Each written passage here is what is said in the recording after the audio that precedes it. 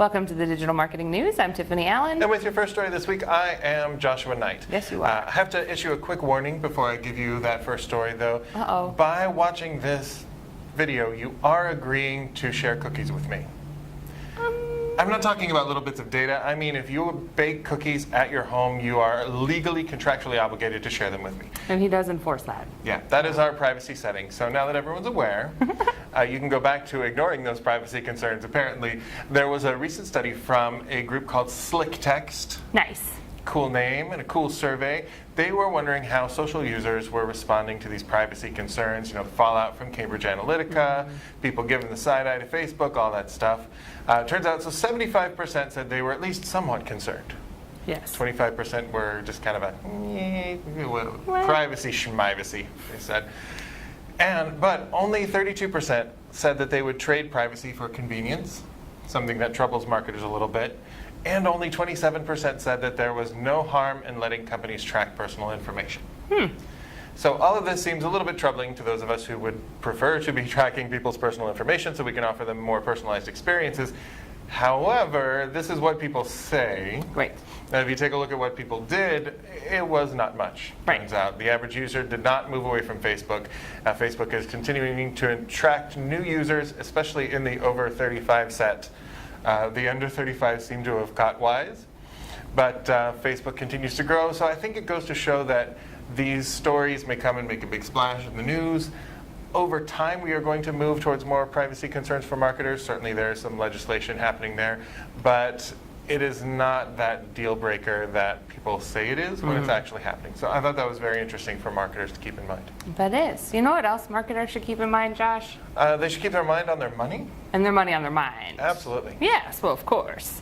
No, actually, hashtag Client LinkedIn has got some cool stuff happening. What have they got happening? Engagement. I like engagement. We're waiting for the photo so we can comment, you know, as we do. So a new infographic that LinkedIn released shows how content engagement has increased over the past year on LinkedIn. Excellent. A couple top takeaways. Top publishers have seen an average growth of 120% to their page followers year over year. Top markets for messaging on LinkedIn are US, Brazil, UK, and India.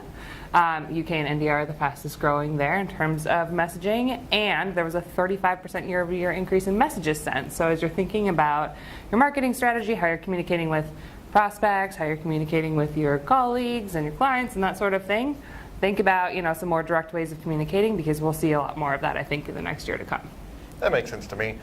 We're definitely seeing a move in social media towards more of a private message, a temporary message, anything but this idea that you should put every tiny detail of your life out there in public forever for anyone to consume. Right. Which might better be known as the model that Twitter and Facebook began with. So Yes. I thought it was interesting that Facebook is also rolling out a redesign that is bringing some of those principles in. They're showing that they kind of understand that maybe this isn't what people want to do. So what they're doing is, well, for one thing, all the icons are smaller. Yes. There's a whole lot more white space on your desktop, which the majority of people we found out last week use it on mobile. But anyway. But there is this focus on stories. They take up a third of your feed, these big, tall images of stories. Those are those temporary things that go away after you watch them. And a huge focus on groups. Oh. So this is new. Those groups are right up at the top left. They're the things that, the primary method, it seems like, that they want people to interact with the site. So in addition to that, they are uniting messaging across Messenger, WhatsApp, and Instagram. Okay. So I gathered not so much just consolidating them, but making it so that they're cross-compatible. So I think all this just shows they are prizing private messages. They're encouraging people to join these groups and post in private to people, only people that they care about, and to post these stories that vanish and don't pop up when you're trying to have a job interview a couple months later. Fair enough. Yeah. So what this means for marketers, I think it's just, it always makes sense to give an algorithm what it wants, because it's going to be more likely to promote it. So think about that story format.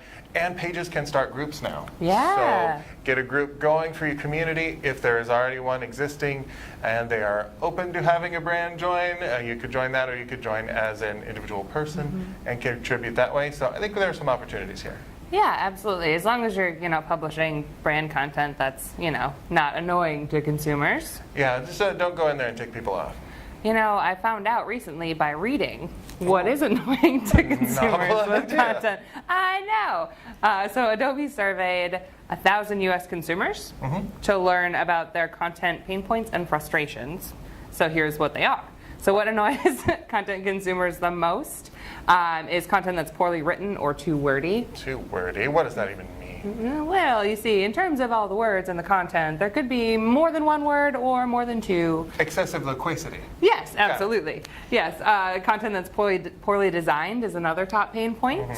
Something that's too personalized and a little bit creepy. 25% of survey respondents were annoyed by that, which is fair. And content that's optimized, or that isn't optimized for their device, is another pain point. So again, making sure things look good where they will be viewed is important. Something that's frustrating to folks. 42% said spam email is frustrating. So the rest of those folks maybe either aren't over half, like, this loving is awesome. it. This is the best. Sure, more people would be annoyed by that. Slow page load is another top one, and then irrelevant offers. So be personalized, but not so personalized that it's creepy. Is the takeaway here. Like, I keep getting offers for like hair care products, which I think is very funny. But then I also occasionally get an offer for this thing that's like a heated comb for beards specifically. Oh. It's like, well, that's fair. I'm in Marketers with Beards, right? That group. That's a fair cop, But if they started marketing like, hey, for 41-year-olds who are born in Tennessee and who have a little bit of social anxiety but are actually trying to improve, if it just kept going, it would get creepy. Like, don't read my diary anymore. By the way, # client Adobe. True. What can we do? We talk about these big companies. They just happen to be our clients. It's true. Fair enough. Speaking of which, # client ARM Treasure Data. But it's a good report. ARM Treasure Data and Forbes came together and they published this report called The Clear Path to Personalization. Nice. Alliteratively lovely, I feel. Yes. Beautiful phrase. So they were asking people how close they are to getting to that full personalization at scale with artificial intelligence and, some real intelligence too. 21%, only 21% said that their efforts are highly successful. So still got a ways to go there. But of that group, over half of them are surpassing their sales goals. Wow. So it makes sense, if you're doing better with this personalization, it's doing better for your business. However, only 25% of all of the people that they surveyed said that they're using AI to personalize at scale. I almost said AOL to personalize I was wondering at scale. about that. I bet even fewer people are using AOL, to You've be honest. got mail. It's spam email, and 68% of you are super excited by that. Right? So, what I thought was funny, or interesting, I guess. 59% said serious efforts on AI and personalization are still a year away. Right? I wonder if they said that last year, too. Probably they did, because only 41% said they see it as a high priority now. Well, for crying out loud. Right? So loyalty programs, mobile apps, and product development were listed as areas that matter most for personalization, which of course makes sense. If you have a loyalty program and your emails start with, hello name, probably not ideal, right? You want to make sure you get that going and working properly.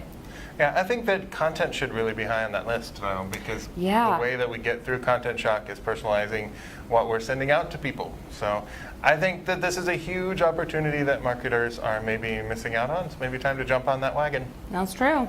Well, that's all the marketing news we have for you today. If you'd like more in the meantime, you can follow TopRank on Twitter @TopRank or me @Tiffany_Allen. Yep, you can find me on Twitter @Nightrights. That's NITEWRITES. DM me for my address so you can send me those cookies you promised me. Right. And please do subscribe to our YouTube channel for all of the cool videos that we put out. And please check out the whole story at toprankblog.com. We'll see you next week. Thanks for tuning in. Bye.